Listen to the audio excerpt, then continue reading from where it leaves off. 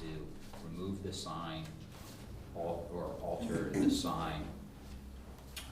And then the last revision would be with regard to the Board of Zoning Appeal.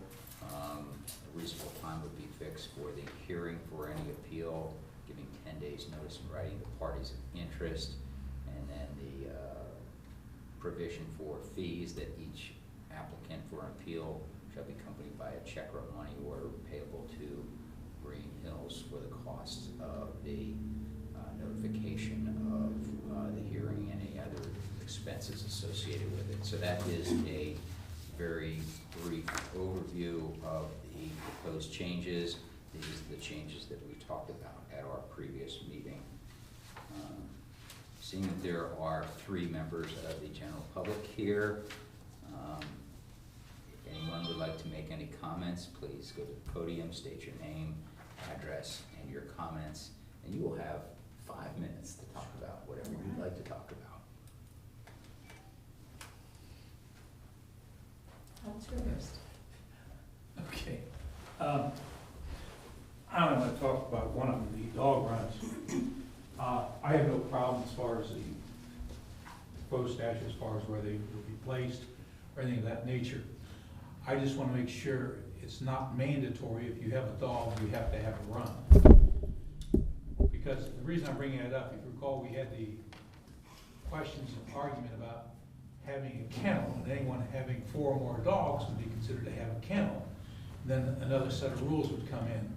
So as a point of clarification, I just want to make sure that if there is a provision in there for a dog run, it's not mandatory to use it. Unless there's another section of the code would apply, like a kennel or something like that. There's also would be another section that would deal with a dangerous dog or a vicious dog. They have to be by statute, Ohio statute, under cage, and that's a different ballgame, so that's not an argument. I just worry about the family pet. If Pooch goes outside, is it mandatory to put him in a run? I think that would be unreasonable. Nothing wrong with having a run or using it, and it's very convenient, and, you know. The statute involved discusses the requirement of the citizen to obtain a building permit prior to the installation of, not that there is a requirement to have. Yeah, I have no problem with that. I'm not trying to obstruct something that makes sense for some dog owners, but I just want to make sure it's not mandatory that everyone who has a dog has to have a kennel. So noted. Thank you. Suppose, go ahead. Go ahead. Okay. Hi, Diane Harrison Fuller. Oops, I dropped the wrong piece of paper. You don't get seconds of 5 minutes. Understand how quick. We'll restart the clock for you, man. You're on the clock. Okay, on the outdoor storage in residential areas. My only comments there are storage of materials in residential areas. Does that include, like, when someone gets a delivery of mulch or stones or anything of that nature? What exactly are you considering that? Because I know most people don't get their mulch put out within 48 hours. And moving it to the rear yard would be asking a lot. The other question I had is, the municipality may require screening. That's a rather vague statement. Seems that there should be a more concrete definition of when screening would be required, or rather than at the whim of someone, and whoever would that be. So those are the 2 comments there. Junk storage. At one time we had a definition of junk vehicles. Couldn't find it anymore within the zoning code. Does this also apply to the car dealer or the car repair shop out there? It says in any district. So we really need a definition of what a junk vehicle is. There was If it's one not and it's defined, not in whatever there Webster anymore. says it is, it is. Well, we had a definition at one time, it could be there, I couldn't find it. I'll look. Okay. Yeah, which I'd appreciate it, Yep. because a lot of the vehicles that are down there are junk, but we have no definition in order to enforce that I could find. Operation within enclosed structures. We have the restaurants which have outdoor seating. We have the bar in the back which has an outdoor patio. We have Pioneer Auto which has outdoor area for his services.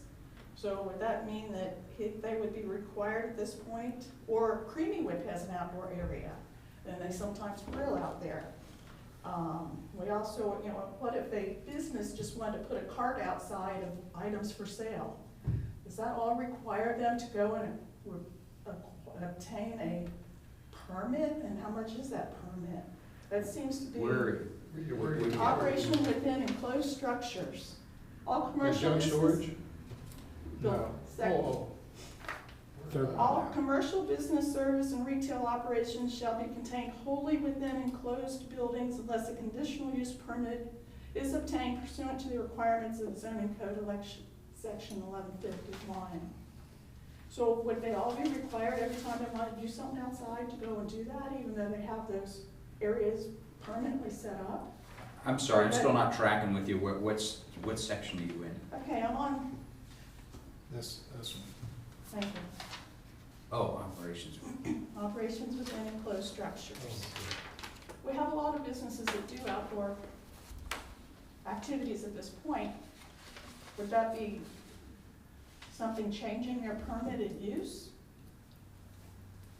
And if the Dollar General wanted to put a cart outside of anything, you know, the swimming pieces, the floats, they'd have to get a permit in order to do that. It seems to be rather restrictive on the businesses we have, and we want to encourage them. So that's the only comment on that for consideration. That's true, they got ice machines sitting out there and everything Yeah. else. And then on the zoning board of appeals, down at the bottom, just a couple little things on there. The notification, a reasonable time will be fixed for the hearing. Once again, we're extremely vague on that. Definition of reasonable is very ambiguous. Seems that should be, as we do with all the other requirements for any kind of zoning board of appeals, they have certain days, number of days in order to process the application and set the date for the meeting. Wish it had something a little more concrete there, is my opinion, something to think about. And then at the bottom where it says fees, check or money order, do we not accept cash? And one. And it says payable to Greenhills. Should that not be the village of Greenhills? That's just a little clerical issue. But those are my only comments, and I appreciate you listening, and I hope that you'll review those and take them into consideration. Thank you. Oh, well, I guess I do have one other thing. Well, I'll extend your 5 minutes because Thank it's you. up, but I'll extend it. You Go are ahead. very kind, thank you. I would like to make an objection to the order of business on the dog run. The public hearing was called for the items that were passed by council in the ordinance. The dog run is not part of that ordinance, and the public hearing was called only for those items, and so that should not have been discussed at the public hearing, and it should not be part of this process. Only the items on the ordinance passed by council should be part of that.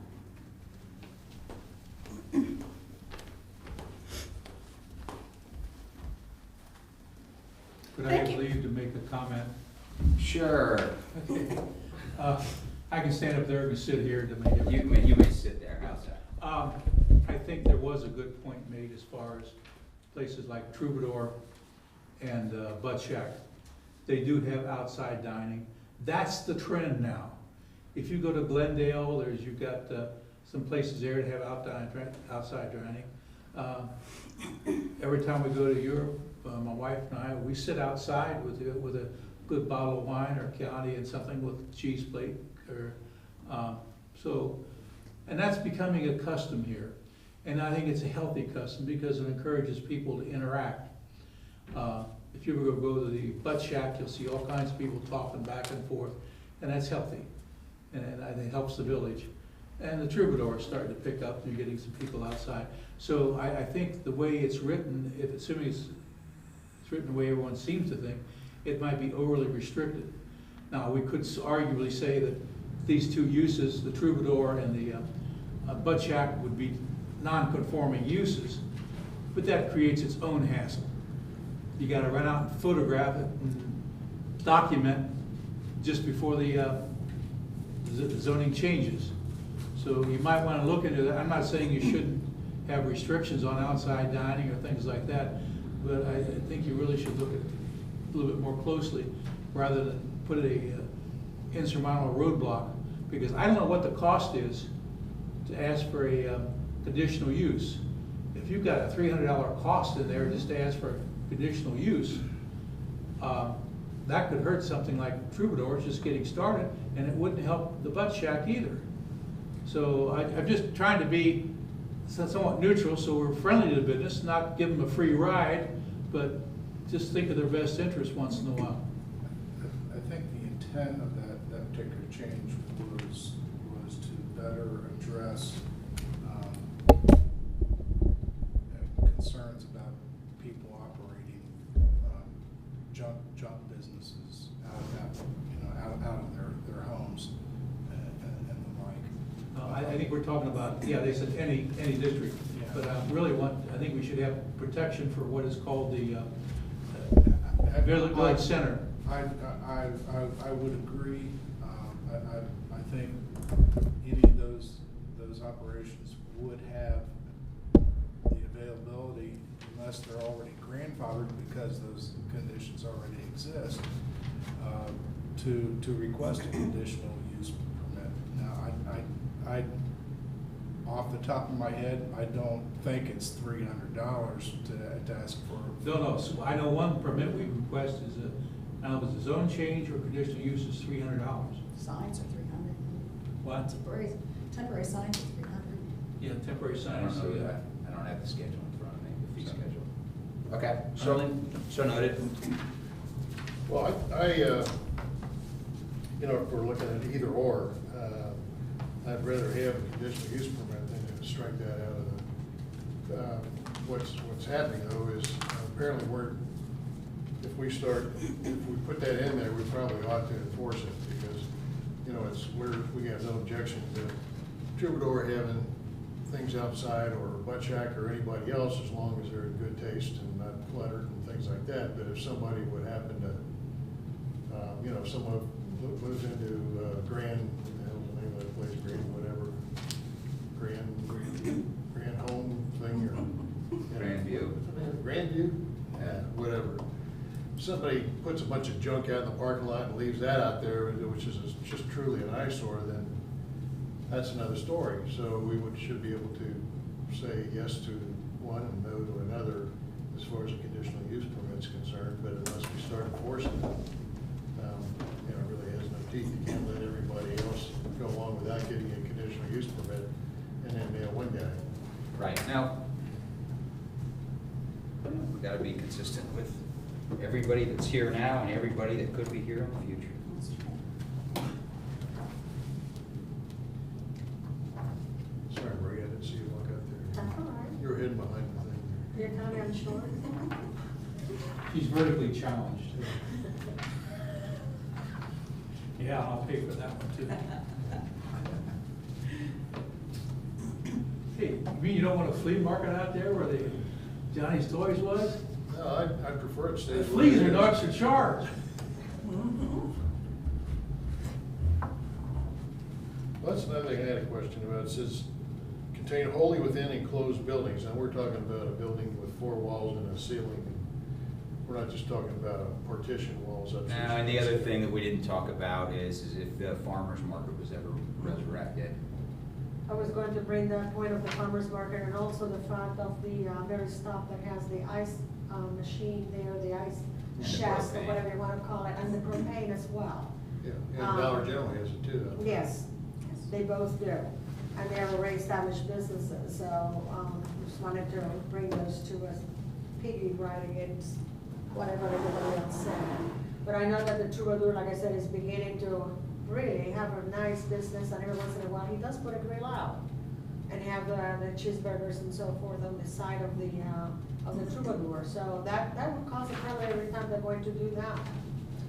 And, you know, guy at the Creek Whip always puts that 10 out there and cooks hamburgers when there's Yes, something going on. yes, correct. And 300 to me sounds, if that's what the number is, sounds a little bit excessive. And if my recollection serves me correct, that was the amount, because at that point was discussed, and we questioned that it was steep. And the answer was, we keep it that way, and that means if they really want to fight it, then they would put the money out for it. And like I said, with the businesses, we want to try to keep them here, not send them away. Do you remember why that was fixed at 300? I don't know. I think we got $300 out of the school district for the trailers, affordable classrooms. Yeah. Cuts both ways, huh? Can I make one comment? Sure. Okay. The planning commission has the opportunity to modify the suggestion that was brought to them from council. You don't have to accept it as is. You can research it and change it to whatever you feel would be appropriate to consider all of those aspects. That's exactly why we're having this Yeah, so I just wanted conversation, to that's make why we sure have the that- public hearing, and that's Yeah. why we'll set a date for continued discussion. Good. Um, Thank you. I think you might want to, Len, I think you could probably do it, pull the statute out quickly enough as far as your zoning and as far as your public hearings and stuff like that. And I think you'll probably find that the planning commission has pretty broad authority. Yeah, we do. You know, you're not totally restricted with what council does. Council doesn't have to accept what you say, but they can only amend it, I think was a 4/5 majority or something like that, 3/4 majority. Because whatever you decide, council can overturn it, but it takes more than a simple majority to overturn what you decide. And it's all in the statute. You might want to have the law director illustrate the examples for you. There's a little. Since I'm not on the payroll, I'm not gonna do it. I'm just saying there's some landmines out there. I'm confused about what the process is. I remember it being explained initially.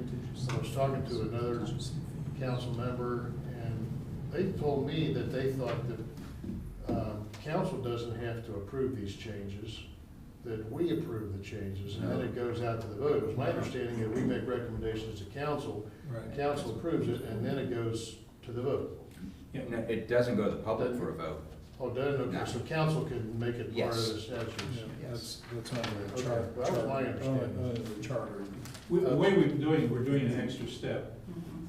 Council has been recommending it, then under the statute, they have to send it down to planning commission. And planning commission has to mull it over like you're doing now Right. and ship it back to council. The That normal was my procedure, understanding. what is expected by this, and that's generally considered to be an exceptional way to do it. Legal, but exceptional. The general way to do it is you file an application with the planning commission. It goes right, it starts at the planning commission. Starts with the plan, and that quite frankly is the best way to do it. Because that way you avoid a lot of complication. You make your decision, ship it up to council. And then you avoid an additional step. I think if you recall, before we changed the last zoning, people were advised that it's not that simple to change zoning once it's passed. That's correct.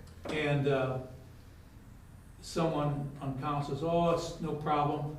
Well, some changes were made. It took, for the first change that was made, that everyone knew about, it took almost 9 months to do it. And that's not unusual. So you're in a different ballgame now. I don't see any of these matters as pressing matters where someone is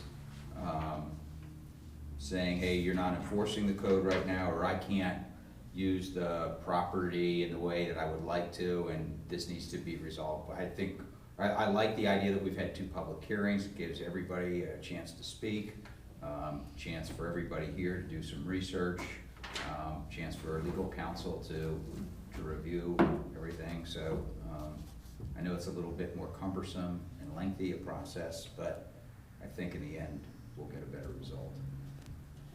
We hope. A couple other comments. Yeah. Mr. Chairman. I agree with the notification that we might need to insert a not to exceed 30 days, 60 days, whatever. I mean, because potentially that could take a year. I mean, I never would, but there's nothing statutorily that would prevent that from happening if, you know, if somebody was trying to do something that we didn't want them to do and we tried to shelve it to get rid of it, there's nothing to prevent us from doing that. I don't think that this group, that the current Board of Zoning Appeals, you must be talking about some fictitious group in the future. I think the statute requires a hearing within certain, you have 10 days to file an appeal on it or anything. And then thereafter, you've got a certain amount of time. But again, you guys, you have the law director review that statute. As long as you conform with the statute as far as timing, you should be all right. And I was wondering, see what you guys think about the dog run cage requirements. Could that, if somebody really wanted to make trouble for a neighbor, could that, and let's say a guy's just fenced off half his yard with just a normal 3-foot chain link fence, and he's got a little 15-pound dog that'll keep it in there. What's to prevent him from not filing charges, but interpreting that guy's backyard as being a dog runner cage? And he could say it's too big, the fence isn't high enough, and, you know, could create problems. You know, just a normal fenced yard, is that loosely falls under this. Well, again, it's only for issuing a building permit to allow one to be erected, not that it's requiring a dog run. Yeah, and I think the other thing I'm looking at the definition, it says a dedicated enclosed area. Well, if it's being used for other purposes, then it's probably not dedicated just for dogs. Well, let's say you got, like, you know, I've got 2 acres, and I've got probably maybe ½ acre, 3/4 of an acre fenced for my dog, okay? Could that, somebody say, well, wait a minute, this guy, he didn't pull a permit to put his fence up around this dog run, the dog run's too big, and the fence isn't high enough to that, you know what I'm saying? If somebody really wanted. Yeah, let me get with the law director and see if there's any case law or there's any, I mean, I know I'm playing devil's advocate here, but, you know, it's. Yeah, other villages also have definitions in their code of junk vehicles, so you might want to look to that. If we don't have any, We did it one Definition. time. We did it one time, but I think it's gone. yeah, but other villages still may have it in their ordinance. Yep. And you might check the revised code because it has its own definition of nuisances. Mhm. And that's 1 point something or another. Mhm. So that's what you got a law director for. That's right. Give him a call, wake him up.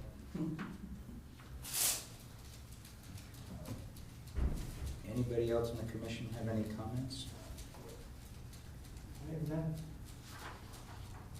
Mr. Lee? No. Mr. Walter?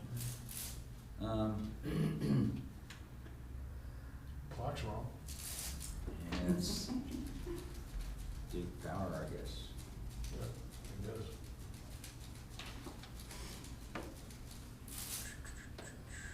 What is your pleasure as far as meeting again? Do we want to meet in 2 weeks and send it back to council for their meeting on August 11th, which would be a work session meeting for them? Or do we want to meet on the 11th and then send it, potentially send it to them on the 25th? I'm here on the 11th, so that's fine with me. That works better for me too. Would 6 o'clock work for everyone? August 11th, 6? Yeah.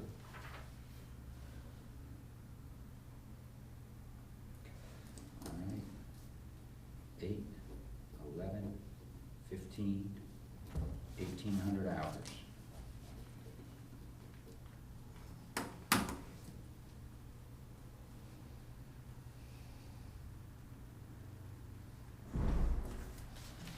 This meeting now stands adjourned at 6:34.